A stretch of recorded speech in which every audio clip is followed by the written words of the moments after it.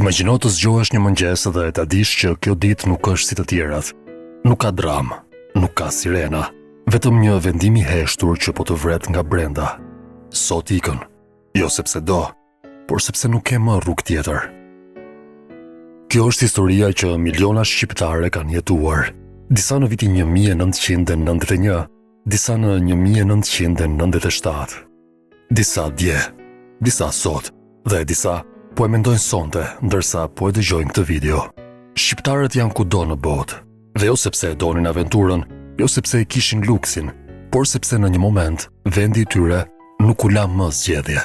Nëse je shqiptar, ke vetëm 3 mundësi. Ose ke ikur, ose ke dikë shumë të afërt që ka ikur, ose je duke menduar ta bësh. Emigrimi nuk është thjesht një statistik. Është bisedë familjare, është lot i fshehur, është valixhe e mbyllur me nxitim. Ne nuk jemi popull që largohet sepse do. Jemi popull që largohet sepse nuk duron më, sepse shpresa bëhet më e vogël se frika, sepse e ardhmja në vendin tënd fillon të duket më e rrezikshme se e panjohura jashtë ti. Dhe për ta kuptuar pse shqiptarët janë kudo në botë, duhet kuptosh një të vërtetë të hidhur.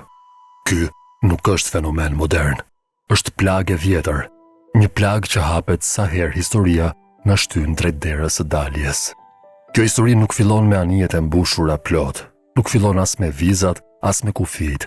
Fillon shumë më herët. Fillon në momentin kur një popull kupton se për të mbijetuar duhet të largohet. Dhe nga ai moment nuk ndalet më. Shqiptarët nuk u bën emigrant në vitin 1991. Atë vit thjesht u pan nga e gjithë bota, por ikja kishte filluar shumë më herët, kur askush nuk e mbante shënim dhe askush nuk bënte lajme. Në fund të shekullit të 19, shqiptarët jetonin në varfëri ekstreme. Tokë pak, të drejta pothuajse zero. Sundimi Osman po shembej dhe bashkë me të po shembej çdo siguri.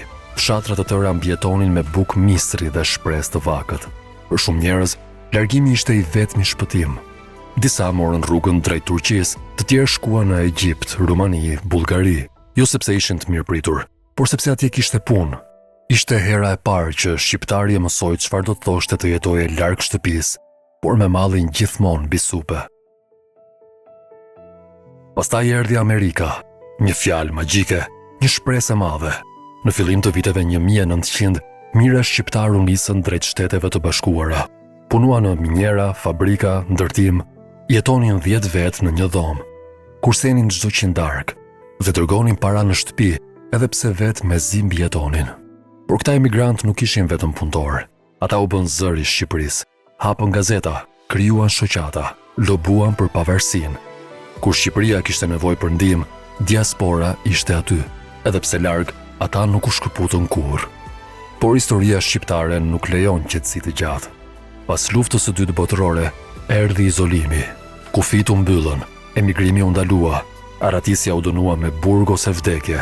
Për 45 vjet, shqiptarët u mbyllën brenda një vendi që po shndërrohej në burg. Dëshira për t'ikur nuk u zhduk. Ajo u kthye në frikë, në heshtje, në ëndra që nuk fliteshin me zë. Brezat të tërë u rritën duke ditur se bota ekzistonte, por nuk ishte për ta. Dhe kur një dëshirë mbahet e mbyllur kaq gjatë, ajo nuk shuhet. Ajo shpërthen, dhe shpërthimi erdhi. Kur kufit u hapën, askush nuk ishte gati për atë që do të ndodhte. As shteti, as Europa, as vetë shqiptarët, sepse ajo që doli nga Shqipëria nuk ishte thjesht emigrim, ishte një shpërthim i akumuluar për gati gjysmë shekulli. Viti 1991 nuk ishte vit shprese, ishte vit paniku, fabrikat ishin mbyllur, parat nuk ishin vlerë, ushqimi mungonte, sistemi ishte shembur, por asgjë nuk e kishte zëvendësuar. Dhe kur një popull nuk ka më asgjë për të humbur, ai nuk kërkon leje, ai ikën.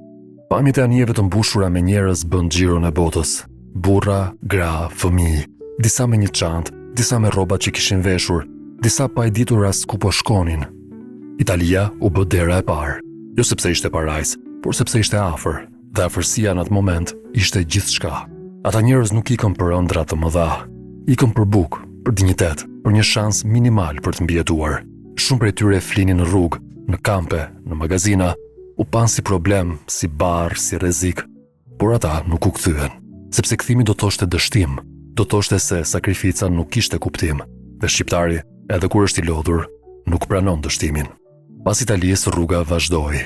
Greqia u kthye në destinacion masiv, ku Fieri u kalua në këmbë, natën, në male, me frikë, me të ftohtë, me rrezik real për jetën. Shumë nuk ja dolën, por ata që ja dolën punuan çdo punë që ju dha. Ndërtim, bujqësi, pastrim, pa kontrata, pa siguri, pa zë. Racizmi ishte real, paragjykimi ishte I përditshëm. Fjala shqiptar u kthye në etiketë negative, por emigrantët nuk u ndalën, sepse kishin një qëllim më të madh se krenaria personale, familjen, fëmijët, të ardhmen. Në të njëjtën kohë, një val tjetër u nis drejt Gjermanisë, Zvicrës dhe më vonë Anglisë. Emigrimi shqiptar po ndryshonte formë, nuk ishte më vetëm ikje nga uria, po bëhej strategji, sakrifica fatgjatë, investim jetë, dhe ndërsa Shqipëria zbrazej, diaspora po ndërtohej. Emigrimi shqiptar nuk është një histori e vetme, është një histori brezash, secili me plagët e veta, secili me mënyrën e vet për të mbijetuar.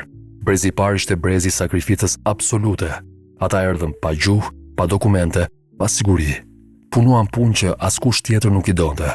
Orë të gjata, trupa të lodhur, jetë të shtyra në kufit e durimit. Ata nuk kërkuan sukses, kërkuan mbijetesë dhe e fituan. Brezi I dytë u rrit mes dy botëve. Në shtëpi flitej shqip, jashtë flitej një gjuhë tjetër. Në shtëpi kishte rregulla të vjetra, jashtë kishte realitet të ri. Ky brez u përball me një betejë tjetër, identitetin. Kush jam unë? Nga vi? Ku I përkas? Shumë prej tyre u ndjen të huaj kudo. Në vendin ku jetonin sepse nuk ishin vendas, në vendin e origjinës sepse nuk ishin më të atjeshëm. Por pikërisht ky brez ndërtoi urën, u integrua, studioi, u diplomua, u bë profesionist dhe ndryshoi imazhin e shqiptarit. Brezi I tretë po rritet si qytetar global. Flet disa gjuhë, lëviz lirshëm, ka akses në mundësi që prindrit nuk I imagjinonin. Por edhe ky brez mban një peshë të padukshme, kujtesën, historinë, sakrificën që nuk e ka jetuar, por e ka trashëguar. Sot ka shqiptar që janë mjek në Gjermani, inxhinier në Zvicër, sipërmarrës në Itali, artist në Angli dhe profesionist në Shtetet e Bashkuara. Pa zhurmë, pa bujë, pa kërkuar duar trokitje. Suksesi shqiptar në diasporë është I heshtur, por I fortë. Diaspora u kthye në shtyllë ekonomike. Paratë e dërguara nga emigrantët mbajtën gjallë familje të tëra, ndërtuan shtëpi, hapën biznese, financuan shkolla. Në shumë vite, remitancat ishin më të mëdha se investimet e huaja. Pa emigrimin, realiteti në Shqipëri dhe Kosovë do të ishte shumë më I ashpër. Por çdo fitore ka një çmim. Fshatra të zbrazura, shkolla pa nxënës, qytete që plaken, një vend që humbet energjinë e tij më vitale, dhe ndërsa diaspora forcohet, vendi I origjinës dobësohet. Kjo është dilema shqiptare, një komb që mbijeton duke u shpërndar, që forcohet duke u ndar, që jeton mes dy botëve, pa qenë kurrë plotësisht I qetë në asnjërin. Pyetja që mbetet nuk është më pse shqiptarët janë kudo në botë. Pyetja e vërtetë është kjo: çfarë na ka bërë kjo ikje si komb? Na ka bërë më të fortë, më të zgjuar, më të aftë për të përshtatur. Shqiptari ditë filloi nga zero, ditë përballoi refuzimin, ditë punoi pa u parë. Këto janë aftësi që nuk mësohen në libra, mësohen vetëm nga përvoja.